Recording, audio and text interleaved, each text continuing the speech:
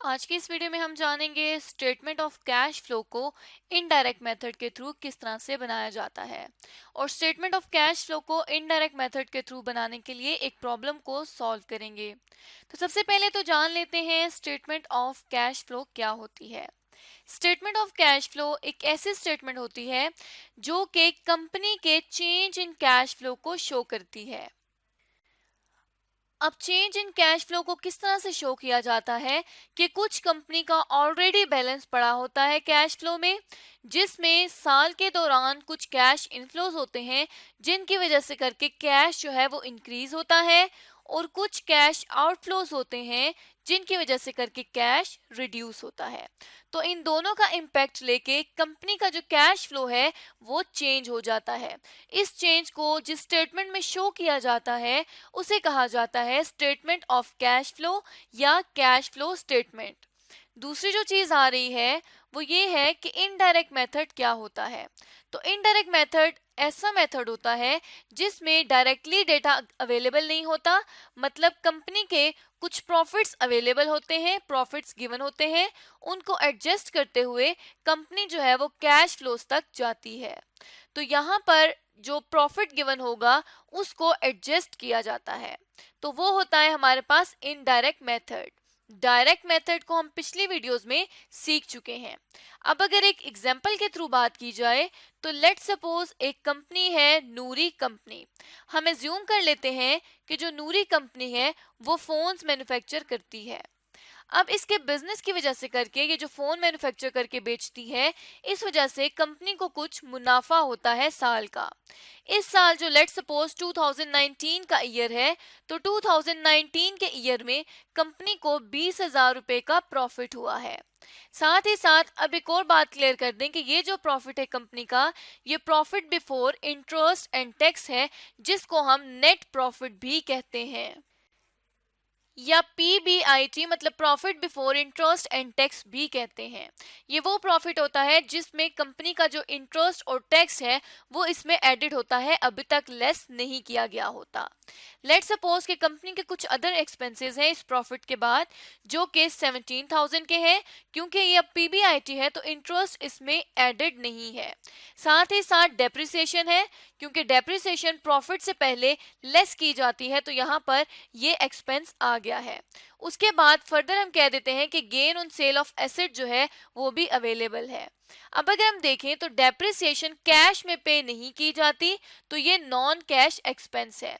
इसका मतलब है कि कंपनी के प्रॉफिट्स में कुछ हिस्सा कैश एक्सपेंसेस का होता है और कुछ नॉन कैश एक्सपेंसेस का। हमने इनडायरेक्ट मेथड में तमाम नॉन कैश एक्सपेंसेस को एलिमिनेट या डिलीट करना है। अब इस मेथड के थ्रू किस तरह से स्टेटमेंट बनेगी उसके लिए हम एक प्रॉब्लम पे आ जाते हैं।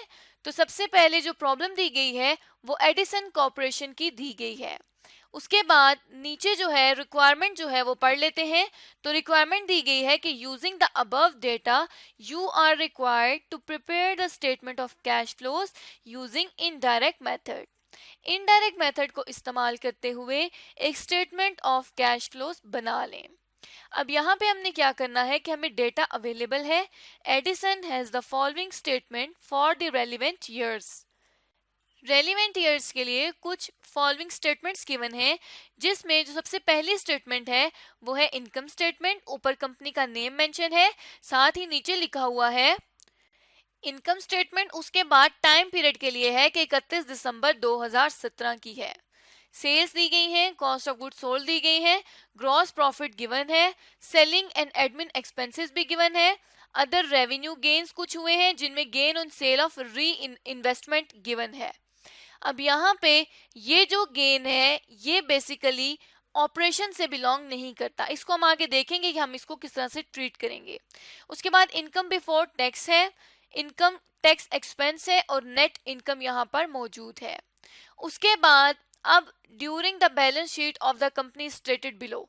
अब नीचे बैलेंस शीट गिवन है जिससे पहले कुछ इंफॉर्मेशन प्रोवाइडेड है, जिसमें ये कहा जाता है कि during the year 2017 dividend of $150 declare and paid.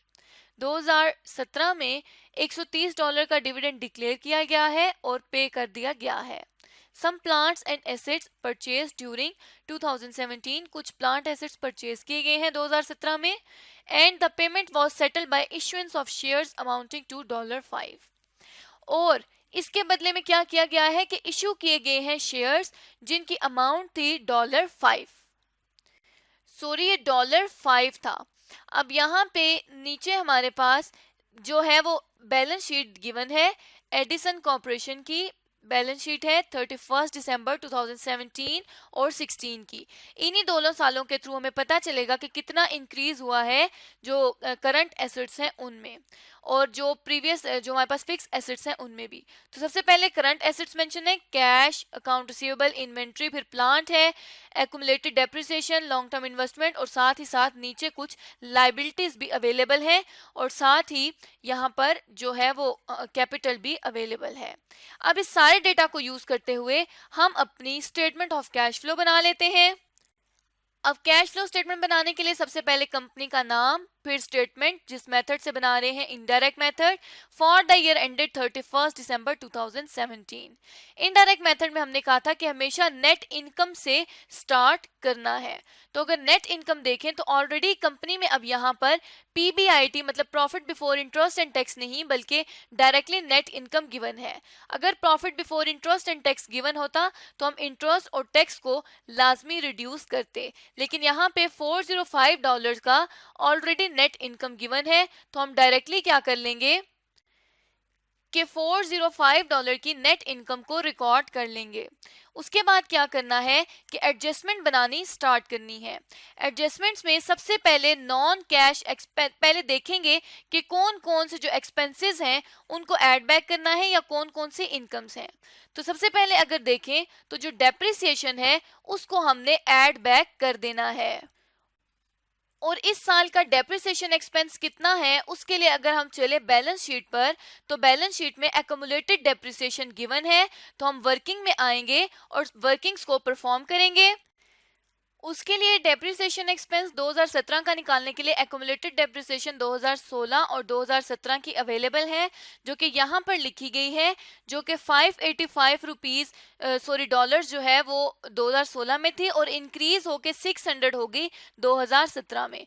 तो ये जो एक्यूमुलेटेड डेप्रिसिएशन के दरमियान में डिफरेंस है वो 2017 की डेप्रिसिएशन का है, जिसको हम किस तरह से कैलकुलेट करेंगे कि $600 डेप्रिसिएशन इस साल है और 585 पिछले साल है। जब हमने इन दोनों का डिफरेंस देखा तो इस साल की डेप्रिसिएशन $15 की आ गई। तो हम यहाँ पर क्या कर लेंगे, $15 की डेप्रिसिएशन रिकॉर्ड कर लेंगे। उसके बाद हम क्या करेंगे कि देखेंगे कि अगर कोई इंक्रीज इन इन्वेंट्री है तो उसको यहाँ पर लिख देंगे। अगर हम यहाँ पे आए तो इन्वेंट्री पहले 950 थी, $950 की थी, और अभी जो इन्वेंट्री है वो $800 की हो गई है।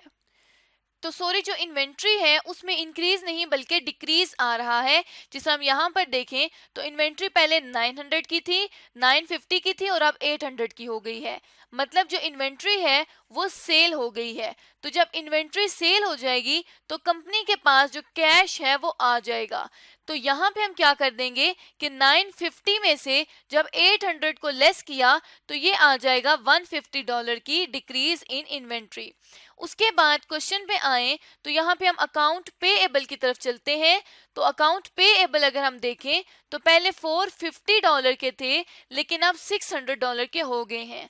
मतलब इन अकाउंट पेएबल के बदले कंपनी ने कोई चीज खरीदी है और उसके पास जो पेमेंट है वो इस तरह से कि कैश जो है वो इंक्रीज कर गया है।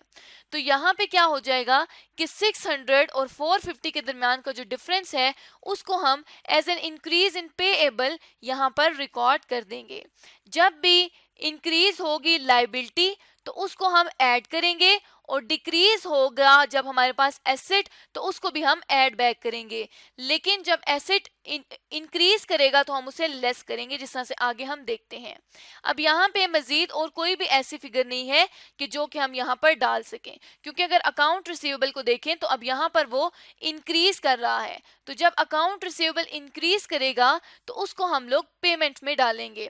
तो यहाँ से अब हम देख लेते हैं कि कौन कौन सी चीज लेस करनी है। तो अगर लेस की तरफ आए तो सबसे पहली बात तो हमने कर दी कि जो इंक्रीज इन अकाउंट रिसीवेबल हुआ है उसको हम यहाँ पे मेंशन कर देंगे। जोड़ेंगे।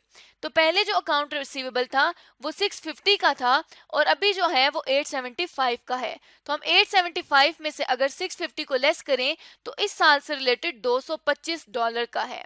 तो हम यहाँ पर क्या कर देंगे कि मेंशन कर देंगे $225 का इंक्रीज इन अकाउंट रिसीवेबल। उसके बाद इसी तरह से देखेंगे कि किसी लाइबिलिटी में डिक्रीज आया है क्या, तो लाइबिलिटीज की तरफ चलें तो एक्रूड लाइबिलिटीज पहले $125 की थी, अब $100 की हो गई हैं। मतलब $125 देने थे जिनमें से 100 जो अब हैं वो बाकी रहते हैं, तो $25 जो हैं वो पे कर दिए गए हैं। तो यहाँ पे हम लिखेंगे कि जो अब डिक्रीज आ रहा है एक्रूड लाइबिलिटी में वो $25 का है। इसी तरह अगर हम देखें तो जो gain on sale of investment आएगा हमारे पास वो किस तरह से, कि वो यहाँ अगर हम आए स्टेटमेंट इनकम स्टेटमेंट में तो उधर $40 का gain on sale of investment given है। तो यहाँ पे हमने क्या किया था कि gain on sale of investment को ऐड किया था अपने प्रॉफिट में, जबकि ये जो फिगर है ये ऑपरेशन से रिलेट नहीं करती बल्कि ये इन्वेस्टिंग एक्टिविटीज में आती है। तो यहाँ पे हम क्या कर देंगे कि इसको लेस वाले कॉलम में लिख देंगे, क्योंकि ये जो गेन है ये बेशक इसी कंपनी का है लेकिन ऑपरेटिंग एक्टिविटीज से बिलोंग नहीं करता। तो यहाँ तक हमने इस सारे को मेंशन कर दिया। अब जब हम इन फिगर को ऐड लेस करेंगे तो ये आ जाएंगे $25 का इंक्रीज। अब यहाँ पे पॉजिटिव फिगर जो है वो इंक्रीज शो कर रही है और जो लेस वाले हैं इनके साथ अगर हम नेगेटिव फिगर भी लगा दें तो ये हमारे पास डिक्रीज शो करेंगे कि इतना डिक्रीज जो है वो आ रहा है। तो बेसिकली इस स्टेटमेंट में जहां जहां नेगेटिव का साइन होगा इसका मतलब है कि ये तमाम पेमेंट से रिलेटेड है और जितने पॉजिटिव्स होंगे इसका मतलब होगा कि ये जो है वो इनफ्लो से रिलेटेड है। तो यहाँ पे हमने क्या करना है कि अब 425 भी, क्योंकि नेट इनकम भी जो है ये भी हमारे पास जो कैश में है और ये पॉजिटिव फिगर में है, तो हमने इसके एडजस्टमेंट करने के बाद नॉन कैश एक्सपेंसेस और तमाम एसेट का वर्किंग कैपिटल के इंक्रीज और डिक्रीज को शो कर दिया है। तो उसके बाद हमारे पास $25 आ गए हैं।